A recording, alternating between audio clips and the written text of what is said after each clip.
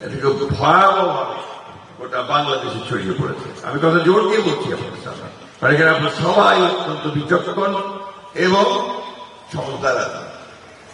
এই সোশ্যাল মিডিয়ার খারাপ দিকটা আমাদের সমাজে কিন্তু একটা ভয়ঙ্কর এনার্জি তৈরি করছে, নৈরাজ্য সৃষ্টি করছে। কেউ কাকে মানবে না এরকম একটা ভাব এসে গেছে। কথায় কথায় মব ভায়োলেন্স তৈরি করো, মানুষ তৈরি করো, ওটাকে ভেঙে দাও, ওটাকে চুড়িয়ে দাও। এটা দিয়ে কিন্তু কোনো আইনের শাসন চলতে পারে না। একটা সিভিলাইজ স্টেট, একটা সভ্য দেশ হয়ে চলতে পারে না। এই জন্য আমাদের যেটা দরকার আইনের শাসন। আর আইনের শাসন করতে গেলে আমাদের যেটা দরকার সেটা হচ্ছে একটা পার্লামেন্ট নির্বাচন। সেই পার্লামেন্ট নির্বাচন করতে হলে আমাদেরকে অবশ্যই একটা সুষ্ঠু অবাধ নিরপেক্ষ নির্বাচনের মধ্যে দিয়ে যেতে হবে। একটা বড় সুযোগ আমাদের সামনে এসছে। জাতি হিসেবে আমরা এখন পর্যন্ত খুব দায়িত্বশীল ভূমিকা পালন করতে পারিনি।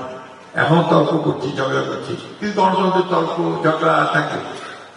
এর মধ্যে থেকে আমরা তো একটা জায়গায় এসে পৌঁছেছি যে আমরা সংস্কার কতগুলো বিষয়ে একমত হয়েছি, আর কতগুলো বিষয়ে আমরা সামনে পার্লামেন্টে করব।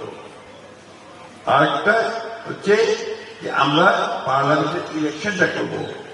এটা আমাদের গণতন্ত্রের যাওয়ার রাস্তাটা পরিষ্কার। প্রিয় বন্ধুরা,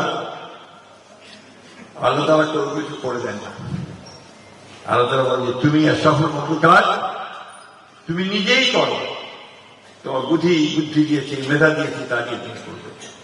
আমাদেরকে সেই কাজটা করতে হবে এবং যে সিদ্ধান্ত আমরা নেব সেই সিদ্ধান্ত নিয়ে কিন্তু আমরা এই দেশকে আগে বাড়াবো না পিছিয়ে বাড়াবো সেই সিদ্ধান্ত।